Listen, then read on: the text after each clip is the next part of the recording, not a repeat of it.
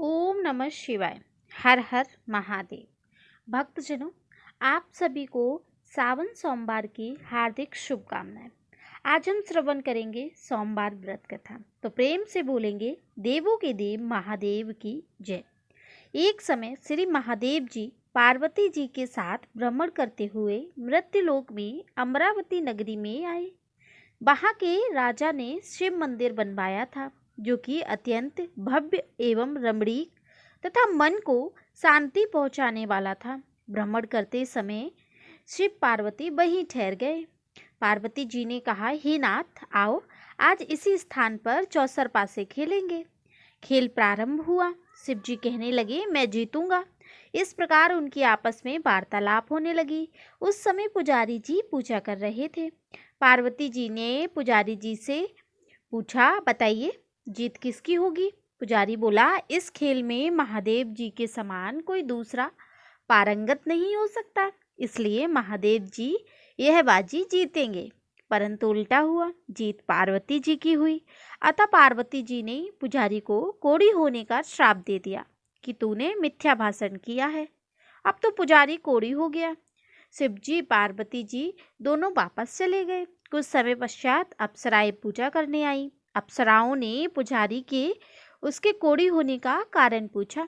पुजारी ने सब बातें बता दी। अप्सराएं कहने लगी, पुजारी जी आप 16 सोमवार व्रत करें तो शिव जी प्रसन्न होकर आपका संकट दूर करेंगे। पुजारी जी ने अप्सराओं से व्रत की विधि पूछी। अप्सराओं ने व्रत करने और व्रत के उद्यापन करने की संपूर्ण विधि बता दी।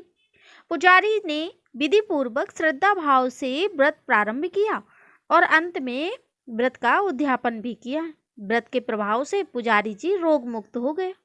कुछ दिनों बाद शंकर पार्वती जी पुनः उस मंदिर में आए तो पुजारी जी को रोग मुक्त देखकर पार्वती जी ने पूछा, मेरे दिए हुए श्राप से मुक्ति पाने का तुमने कौन सा उपाय किया। पुजारी जी कहने लगे, हे माता, अप्सराओं द्वारा बताए गए 16 सोमवार को मैंने व्रत किया, जिससे मेरे सभी कष्ट दूर हुए। पार्वती जी ने भी 16 सोमवार का व्रत किया, जिससे उनसे रूठे हुए कार्तिकेय जी भी अपनी माता से प्रसन्न होकर आज्ञाकारी हुए। कार्तिकेय जी ने पूछा, हे माता, क्या कारण है कि मेरा मन सदा आपके चरणों में लगा रहता है। पार्वती जी ने कार्तिकेय को 16 सोमवार के व्रत का महात्म्य तथा विधि बताई। तब कार्तिकेय जी ने भी इस व्रत को किया तो उनका बिछड़ा हुआ मित्र मिल गया। अब मित्र ने भी इस व्रत को अपने विवाह होने की इच्छा से किया। फलता वह विदेश गया। वहां के राजा की कन्या का स्वयंवर हो गया और राजा ने प्रण किया था कि हथनी जिस व्यक्ति के गले में वरमाला डाल देगी उसी के साथ राजकुमारी का विवाह कराऊंगा। यह ब्राह्मण मित्र भी स्वयंवर देखने की इच्छा से वहां एक ओर जाकर बैठ गया। हथनी ने इसी ब्राह्मण के गले में माला पहनाई तो राजा ने बड़ी धूमधाम से अपनी राजकुमारी का विवाह किया, उसके साथ कर दिया तथा सुखपूर्वक रहने लगे। एक दिन राजकन्या ने पूछा, हे नाथ, आपको कौन सा पुण्य किया जिसने हथनी ने आपके गले में वरमाला पहनाई। ब्राह्मण पति ने कहा, मैंने कार्तिकेय जी द्वारा बताया 16 सोमवार का व्रत पूर्ण विधि विधान सहित श्रद्धा भक्ति से किया, जिसके फल के कारण मुझे तुम्हारी जैसी सौभाग्यशाली पत्नी मिली। अब तो राजकन्या ने भी सत्य पुत्र प्राप्ति के लिए व्रत किया और सर्वगुण संपन्न पुत्र प्राप्त हुआ।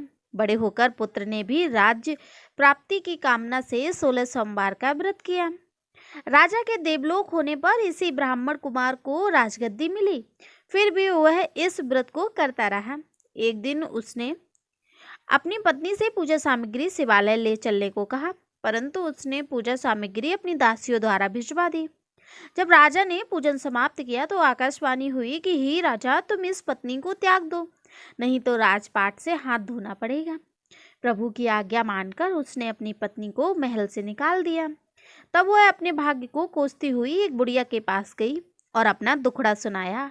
तब बुढ़िया को बताया, मैं पूजन सामग्री राजा के कहे अनुसार शिवालय में नहीं ले गई, राजा ने मुझे निकाल दिया। बुढ़िया ने कहा, मुझे मेरा काम करना पड़ेगा उसने स्वीकार कर लिया। तब बुढ़िया ने सूत की गठरी उसके सिर पर रखी और बाजार भेज दिया। रास्ते में आंधी आई तो सिर पर रखी गठरी उड़ गई। बुढ़िया ने डांटकर उसे भगा दिया। अब रानी बुढ़िया के यहाँ से चलते चलते एक आश्रम में पहुंची। गुंसाई जी उसे देखते ही समझ गए कि यह उच्च घराने की अबला विपत्ति की मारी है। वे उसे धैर्य बांधते हुए बोले, बेटी तू मेरे आश्रम में रह, किसी प्रकार की चिंता मत कर। रानी आश्रम में रहने लगी, परंतु जिस वस्तु को वह हाथ लगाती वह वस्तु खराब हो जाती। यह देख गुंसाई जी ने पूछा, बेटी किस देव के अपराध से ऐसा होता है? रानी ने बताया कि मैंने अपने पति की आज्ञा का उल्लंघन किया और शिवालय में पूजन के लिए नहीं गई। इससे मुझे घोर कष्ट उठाने पड़ रहे हैं। गुंसाई जी ने शिवजी से उसके कुशल क्षेम के लिए प्रार्थना की और कहा, बेटा तुम 16 सोमवार व्रत विधि अनुसार करो। तब रानी ने विधि पूर्वक व्रत किया। व्रत के प्रभाव से राजा को रानी की याद आई और दूतों को उसकी खोज में भेजा। आश्रम में रानी को देख दूतों ने राजा को बताया। तब राजा ने वहां जाकर गुंसाई जी से कहा, महाराज यह मेरी पत्नी है, मैंने इसका परित्याग कर दिया था, कृपया इसे मेरे साथ जाने की आज्ञा दें। शिवजी की कृपा से प्रतिवर्ष 16 सोमवार का व्रत करते हुए वे आनंद से रहने लगे और अंत में शिवलोक को प्राप्त हुए। कथा सुनने के पश्चात शिवजी की आरती ओम जय शिवोमकारा जरूर गाएं। भक्तजनों, ऐसे हैं भगवान भोलेनाथ। अगर जिस व्यक्ति ने 16 सोमवार या सावन के सोमवार विधि पूर्वक श्रद्धा भाव से रखा तो उसकी सभी मनोकामनाएं हमारे भोलेनाथ अवश्य पूर्ण करते हैं।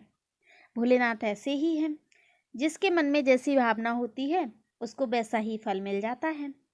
तो भक्तजनों, 16 सोमवार व्रत अगर आप भी रखना चाहते हैं तो व्रत कथा अवश्य श्रवण करें। महादेव आपकी सभी मनोकामनाएं अवश्य पूर्ण करेंगे। हर हर महादेव, हर हर महादेव।